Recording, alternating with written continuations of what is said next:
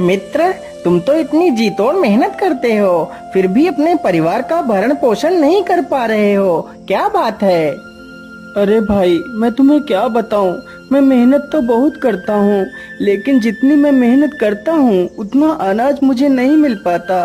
क्या करूं भाई, इतने ही अनाज में मुझे घर का सारा खर्च उठाना पड़ता है। अब तुम ही बताओ मित्र, मैं क्या करूं। मेरे भाई, तुम चिंता मत करो, मैं राजा साहब से बात करता हूँ। महाराज तुम्हें काम पर जरूर रख लेंगे।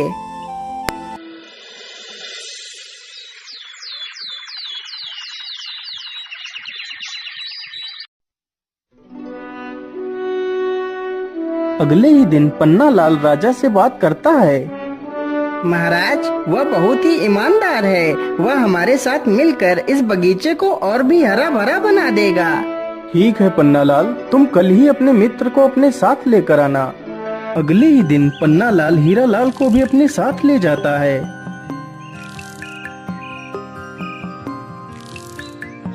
हीरा लाल, तुम्हें अपने मित्र के साथ मिलकर इस बगीचे की देखभाल करनी है। यदि तुम यहाँ पर ईमानदारी से काम करोगे तो जल्दी ही तुम्हारी पगार बढ़ा दी जाएगी। मैं तुम्हें हर महीने 40 सोने की मोहरें दूंगा। ठीक है महाराज, मैं पूरी ईमानदारी से आपका काम करूंगा। महाराज, आपका बहुत बहुत धन्यवाद जो आपने मुझे इस काबिल समझा।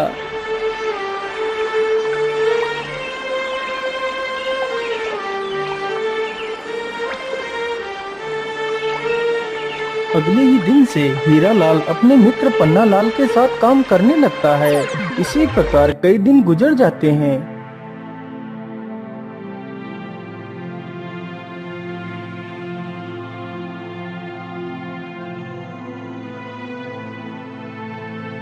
अरे पन्ना लाल, आज तुम्हें क्या हुआ? क्या आज तुम राजमहल नहीं जाओगे?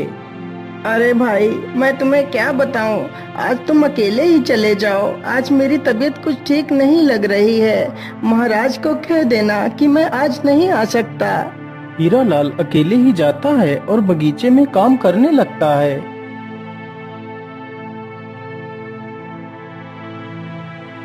अरे हीरा लाल, आज तुम अकेले ही बगीचे में काम कर रहे हो। आज पन्ना लाल नहीं आया, क्या बात है? महाराज, आज पन्ना लाल की तबीयत ठीक नहीं है, इसलिए वह काम पर नहीं आया है। अच्छा, कोई बात नहीं, तुम आराम से काम करो। हीरा लाल, आज तुम इस स्थान पर एक वृक्ष लगा देना। ठीक है महाराज, मैं अभी थोड़ी देर में ही वृक्ष लगा दूंगा। हीरा लाल की ये बात सुनकर राजा वहाँ से चला जाता है। मैंने फूलों को तो पानी दे दिया है, चलो अब इस स्थान पर एक गड्ढा खोद कर एक वृक्ष लगा देता हूँ। इतना सोचकर हीरा लाल गड्ढा खोदने लगता है। कुछ देर गड्ढा खोदने के बाद अचानक हीरा लाल के फावड़े में कोई वस्तु टकराती है। अरे ये क्या? ये आवाज किस चीज की थी? मुझे लगता है यहाँ पर कोई वस्तु जरूर है। मैं ऐसा करता हूँ, जल्दी से इस स्थान को खोद देता हूँ। हीरा लाल जल्दी से उस स्थान को खोद देता है। अरे वाह, ये तो एक संदूक है। जरूर इसमें कोई कीमती वस्तु होगी। चलो मैं इसे खोलकर देखता हूँ।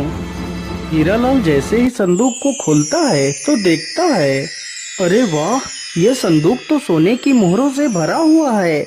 चलो मैं जल्दी से इस संदूक की खबर राजा को दे देता हूँ। महाराज जल्दी चलिए, बगीचे में कोई पुराना संदूक निकला है।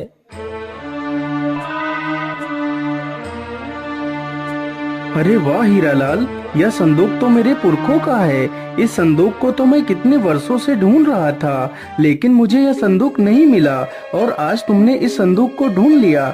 मैं तुमसे बहुत प्रसन्न हुआ। आज तुमने अपनी ईमानदारी का खरा सबूत दिया है हीरा लाल, इसलिए मैं तुम्हें कुछ इनाम देना चाहता हूँ। मांगो हीरा लाल, तुम्हें क्या इनाम चाहिए? महाराज, ईश्वर की कृपा से मुझे और मेरे परिवार को 2 वक्त का खाना तो मिल ही जाता है। मैं जितना भी कमाता हूँ उतने में ही खुश हूँ। और महाराज, यह खजाना तो आपके पूर्वजों का ही था, इसलिए इस खजाने पर तो सिर्फ आपका ही अधिकार है। अरे वाह हीरा लाल, तुम तो वास्तव में एक महान इंसान हो, जिसे दुनिया की मोह माया से कोई वास्ता नहीं। मैं तुमसे बहुत प्रभावित हुआ हीरा लाल। आज मैं तुम्हें अपना मंत्री घोषित करता हूँ।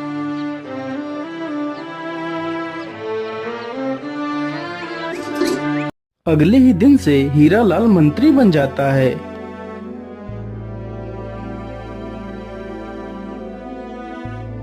अरे सैनिक भाई, आज मेरा मित्र हीरालाल काम पर नहीं आया, क्या बात है?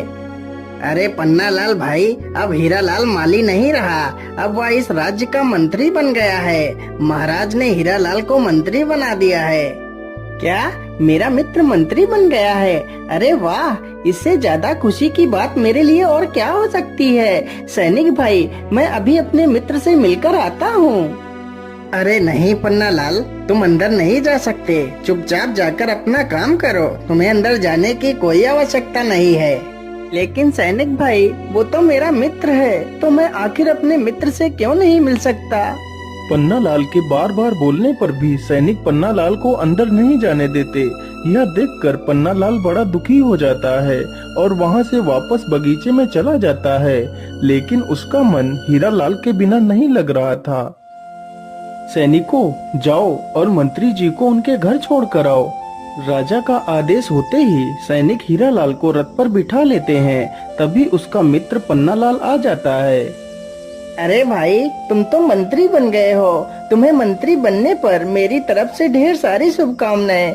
मित्र, यदि तुम बुरा ना मानो तो मैं भी तुम्हारे साथ ही चलना चाहता हूँ। नहीं पन्नालाल, आप मंत्री जी के साथ नहीं जा सकते, यह रथ सिर्फ महाराज और मंत्री के लिए है, इस रथ पर तुम नहीं बैठ सकते। ये बात सुनकर पन्नालाल और भी ज्यादा दुखी हो जाता है। पन्नालाल को दुखी देखकर हीरालाल भी दुखी हो जाता है। सैनिक तुरंत ही हीरालाल को वहां से लेकर चले जाते हैं।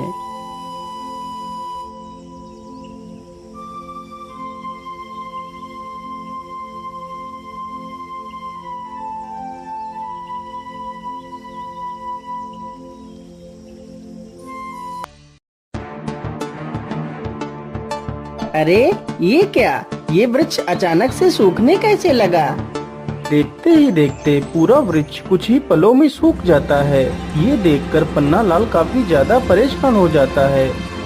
अरे ये क्या, ये तो सारा पेड़ सूख गया। महाराज को तो यह बगीचा अत्यंत प्रिय है, यदि बगीचे में कुछ हो गया तो महाराज मुझे नौकरी से भी निकाल देंगे।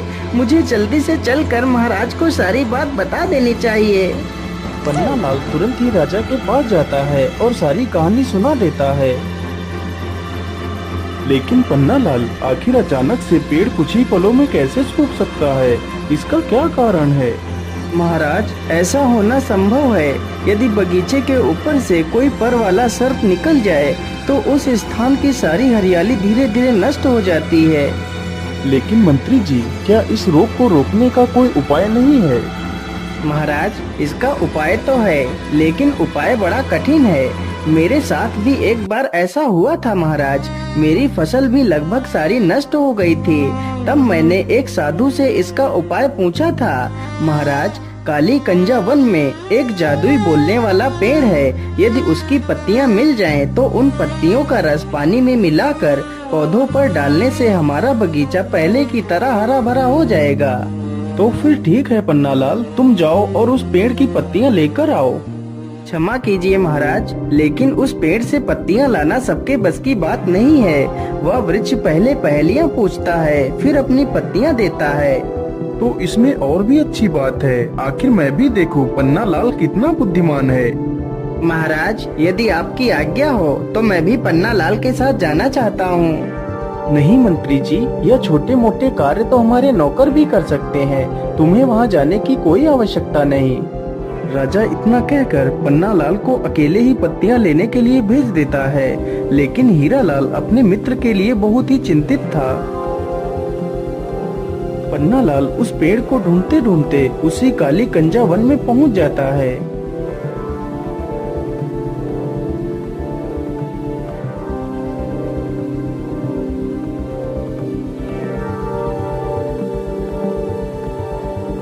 क्या करूं, कैसे पता करूं, आखिर वह जादुई पेड़ कौन सा है?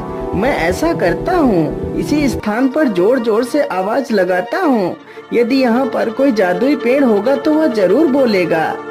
हे जादुई पेड़, तुम कहाँ हो? मुझे आपकी पत्तियों की आवश्यकता है, कृपा कर मेरी मदद कीजिए।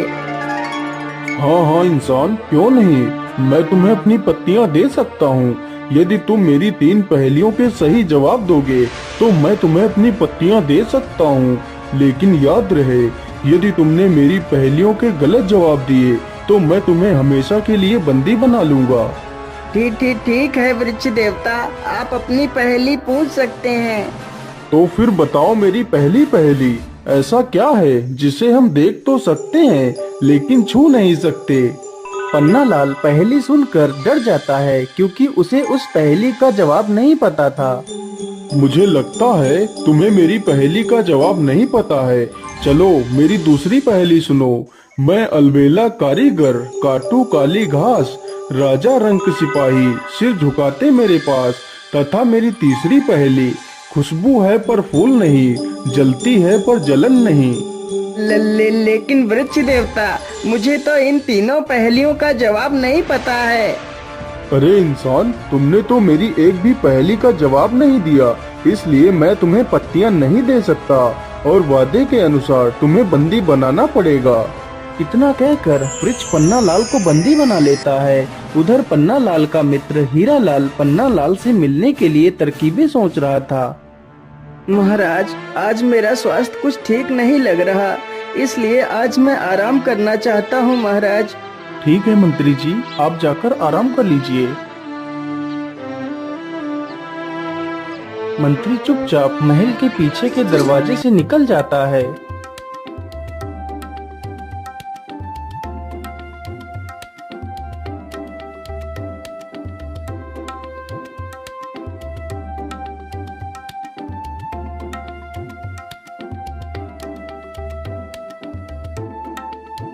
हीरालाल उसी जादुई पेड़ के पास पहुंचकर देखता है कि उसका मित्र पेड़ पर ही बंदी बनकर एक पिंजरे में बंद है। हे वृक्ष देव, आप मेरे मित्र को छोड़ दीजिए। हाँ हाँ, क्यों नहीं, मैं तुम्हारे मित्र को जरूर छोड़ दूंगा और तुम्हें अपनी पत्तियां भी दूंगा यदि तुम मेरे 3 पहेलियों का सही जवाब दे दो। ठीक है वृक्ष देव, आप अपनी पहेलियां पूछ सकते हैं। तो फिर बताओ मेरी पहली पहेली, ऐसा क्या है जिसे हम देख तो सकते हैं लेकिन छू नहीं सकते? हे वृक्ष देव, इसका सही जवाब स्वप्न है। इंसान सपना तो देख सकता है लेकिन उसे छू नहीं सकता। हाँ हाँ, बिल्कुल सही जवाब। मेरी दूसरी पहेली सुनो। मैं अलबेला कारीगर, काटू काली घास, राजा रंक सिपाही, सिर झुकाते मेरे पास। हे वृक्ष देव, इसका सही जवाब नाई है। नाई के पास हर किसी को अपना सिर झुकाकर ही बाल कटवाने पड़ते हैं। अरे वाह वाह, तुम तो कितने बुद्धिमान हो। अब मेरी तीसरी और आखिरी पहेली सुनो। खुशबू है पर फूल नहीं, जलती है पर जलन नहीं। हे वृक्ष देव, इसका सही जवाब अगरबत्ती है। अरे वाह वाह, तुम तो वास्तव में बुद्धि का प्रतीक हो। मैं तुमसे अत्यंत प्रसन्न हूँ, इसलिए मैं तुम्हारे मित्र को आजाद करता हूँ और तुम्हें अपनी दिव्य पत्तियाँ भी देता हूँ। वृक्ष तुरंत ही उसके मित्र को आजाद कर देता है।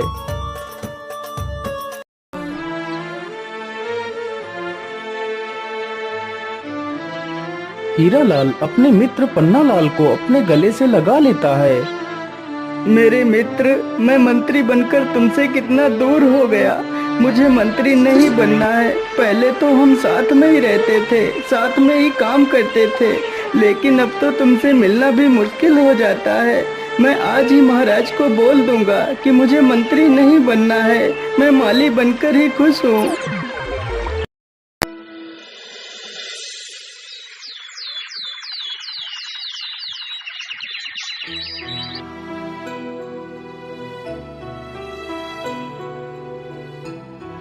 लेकिन मंत्री जी, आप मंत्री क्यों नहीं बनना चाहते? इस पद के लिए तो लोग पागल हो जाते हैं, लेकिन तुम ऐसा क्यों करना चाहते हो? महाराज, मैं मंत्री बनकर अपने मित्र को खोना नहीं चाहता। यदि मैं आज उस वृक्ष के पास नहीं जाता तो मेरा मित्र वापस लौटकर कभी नहीं आ पाता। मैं मंत्री बनकर अपने मित्र से पूरी तरह अलग हो चुका हूँ। अब मैं अपने मित्र को नहीं खोना चाहता, इसलिए मैं मंत्री नहीं बनना चाहता महाराज। मुझे एक माली बनकर ही रहना है। हीरालाल की ये सारी बातें सुनकर राजा भी भावुक हो जाता है। वाह हीरालाल वाह, तुम तो नाम के ही नहीं बल्कि सच में एक हीरे हो। मैं तुम्हारी मित्रता को प्रणाम करता हूँ। आज से तुम हमेशा अपने मित्र के साथ ही रहोगे। इस प्रकार हीरालाल और पन्नालाल फिर से दोनों साथ में ही काम करने लगते हैं।